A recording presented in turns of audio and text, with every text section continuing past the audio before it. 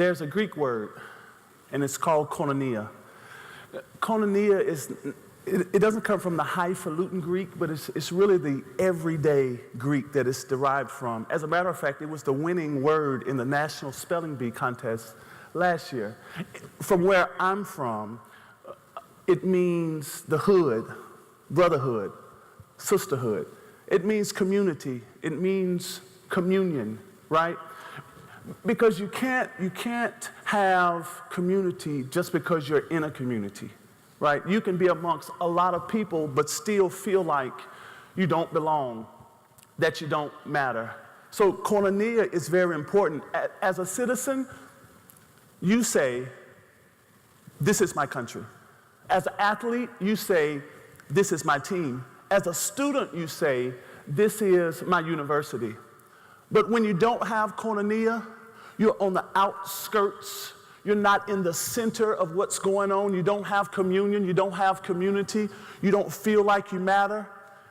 Anything, any small thing can dislodge you. A slight breeze can blow you away. When I came to Middle Tennessee State University in 1984, I was a first-generation student of color, and I immediately banded with and bonded with other first-generation students of color, and we migrated to the margins of the university. It's not that we received bad tutoring. It's not that we received bad advising. We didn't even know what those things were and where they were, because we were on the outside of the institution. And so, unfortunately, some of those things, some of those slight breezes, not storms, but slight breezes, unfortunately, some of my fellow students were blown away, never to return. Simple things, everyday things, like a professor rubbing them the wrong way, breaking up with your boyfriend or your girlfriend, someone gets sick, there's trouble at home. All of those things happen to most students, but we were so vulnerable because we were on the outskirts, and we were not rooted and grounded. We did not belong to the university. Well, in 2005, when MTSU was grappling with, we were wrestling with, how do we transform our student success initiatives? One of the first things was very apparent was that we had to invite those students who were on the fringes, who were on the margins of the university, we had to invite them to the center. We had to compel them and pull them to the center because that's where the action was. And as a result, the Scholars Academy was established. The Scholars Academy invites students, non-traditional students of color, low-income, Pell-eligible students, to spend part of their summer, a couple of weeks, during that summer before they enter into their first fall semester. The Scholars Academy is very interesting. Those first-generation students, they're different everywhere you go, I think. For MTSU, our first-gen students, many of them come from West Tennessee. Many of them come from Memphis. And in some pockets, in some places there, high crime, high poverty, underperforming high schools, and a lot of trouble. Some of our other first-gen students, they're from rural Tennessee. And they're white students who haven't had a bunch of interaction with black people. Now those two groups of people, they don't have much in common, yet they do have in common the fact that they don't understand the nuances. They don't understand the hidden curriculum of the university. Their parents never attended a prep school and never gave them a head start or a jump start in college. Many students at MTSU, they'll go outside on a clear night and they'll look up and they'll see the constellations, right? But our first-gen students go out on the same night, look up in the sky, and they don't see the constellations. They only see stars, individual, isolated.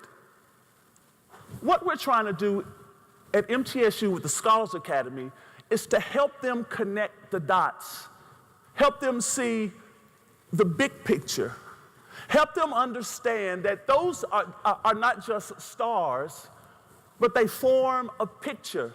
So it's incredibly important that as we continue to do our work, that we talk to them. We talk to them about their vision. What are you going to be doing in 5 years or 10 years? We talk to them about there's an instrument, a telescope that sees out there. That's the dream, that's the destination. But the microscope looks down at the details. You can't have a destination, you can't have a dream without knowing the details, without knowing the steps. And that's incredibly important. So that's what we're doing. That's what we're doing at the Scholars Academy. Our students go through a variety of things. We call it the doctrine of success. So they learn the importance about meeting with their professors. They learn the importance about attending every class, every day, every time. They learn the importance of understanding all of these things that they never have been taught before. They get to meet their peer mentors. Their peer mentors had already come through the program, and they get to teach them those other types of things, where to go, where not to go. One of the pivotal points in the program just happens to be our trips that we take. It's the cornerstone, I believe, of the program. We've taken them to the Birmingham Civil Rights Museum. We've taken them to the Muhammad Ali Museum. I remember the first time that we went to the Ali Museum, right? The night before we went, we showed them some of his greatest fights, some of his most insightful interviews, right? And then there was a discernible thickness of excitement in the air. But that would be topped the next morning when all of those students filed out of the cafeteria and they saw 9 sparkling clean charter buses lined up to transport them to Kentucky. I was the first one on my bus because I wanted to make sure that I experienced their expressions as they bounced on the bus, and all the oohs and the ahs, and like, wow. And then I really appreciated all the hooping and the hollering when they found out that the bus had Wi-Fi. And that we were going to look at a movie. Now, granted, about 30 minutes in, all of them were asleep. But that was cool. It was super cool. And it made the trip worth it. I also noticed the brightness in their eyes. Because for some of them, the fact of the matter is, mattering to people is something that doesn't happen much. I'm talking about students who've had to hold down households, who've had to raise siblings, who've been molested and abused, who've been jumped on, gamed.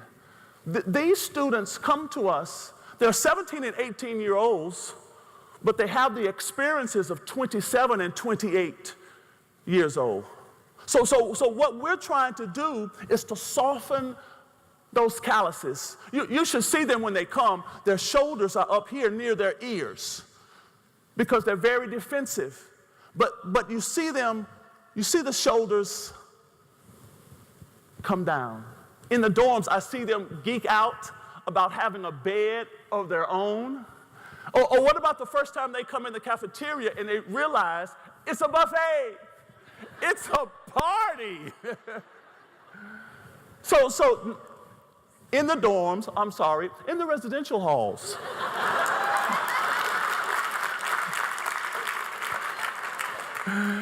In the cafeterias, on these trips, and on campus, they are so giddy about a life, about a different life. When I was about 9 years old, there was this short, 4'9" Jewish guy. Is this 4'9"? Where's 4'9"? It's kind of hard to tell when you're almost 6'9". It's somewhere here, I think. Stu Tenney was my baseball coach. Stu Tenney believed in me for me. I'm the second of 7 kids born to an unwed mother. I've never known my dad. I was born into poverty. I was born into lack, born into want. What Coach Tenney did for me, and I was a horrible baseball player, by the way. terrible. But what he did for me, he took me from my home and took me to his, took me out of mine, brought me to his, and let me see how life could be with his wife and his 2 kids. Made all the difference in the world. Now, I could still choose what I wanted to choose, but now, following that, I had options. And that's an incredible, incredible experience to know that you don't have to do what you had been doing, but now you have some options. That's the same thing that we do with the Scholars Academy. We're presenting options to these kids and showing them that they don't have to choose what their big brother chose. They don't have to choose what their dad chose. We can't make the choices for them, but we expand the opportunities for them to choose, for them to connect. That allows them to look at life differently. We give them new options to consider, options that lead to opportunities there that connect the dots, that allow them to look up in the sky on a clear night and just don't see stars, but they see constellations. So that's incredibly important. But it's just not about academic integration. It's not just about social integration. It's also about developing citizens. As part of the program fee, they must bring 2 canned goods. 1 canned good goes to the food pantry on campus. That teaches them to give to their own cause. The next one, the other canned good, goes to the Rutherford County Food Bank in the city. That teaches them to give to a cause beyond their own. We're building people. We're building character. We are building citizens. And once school starts, our students, they are ready to proceed, they're ready to succeed, and they emerge as leaders of their freshman class. They know everything about campus. They know where to go to class, right? They know to go talk to their teachers following class. They know where Walmart is, and they know where Target is. And the students of color, they know where to go get their hair done, which is very important. In the last 4 years, our first year retention rate has been 81%. Yes, thank you very much. It has been 81%, and if we take those students out of the institution's rate, the institution's rate drops down to 75%. It started with 28 students in 2005. This past summer, we enrolled 445 students in our Scholars Academy program. 445. One day, we'll make up about 20% of the freshman class. That's amazing to me. But the real amazing thing is the transformation that takes place in those students. They think differently. They talk differently. They act differently. They dream differently because they have been treated differently. It's amazing when you find out your value. At our closing ceremony, we do something like this. I stand before them, and they repeat after me, I am valuable, and my body's valuable, my mind is valuable, and my dreams are valuable. And I said, say it again, say it like you mean it. I am valuable, my body's valuable, my mind is valuable, and my dreams are valuable. They leave the Scholars Academy, enter into the fall semester, new people with new eyes and new dreams. It matters that they know that they matter.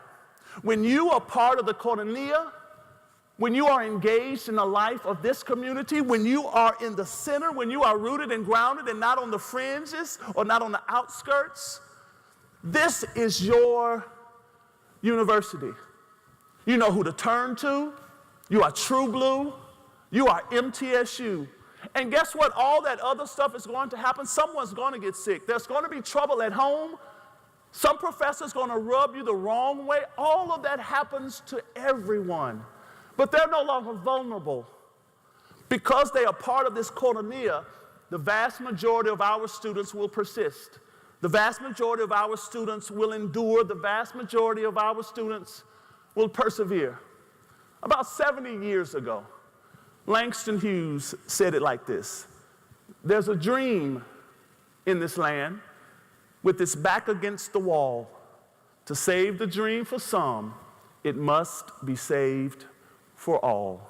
Thank you so very much.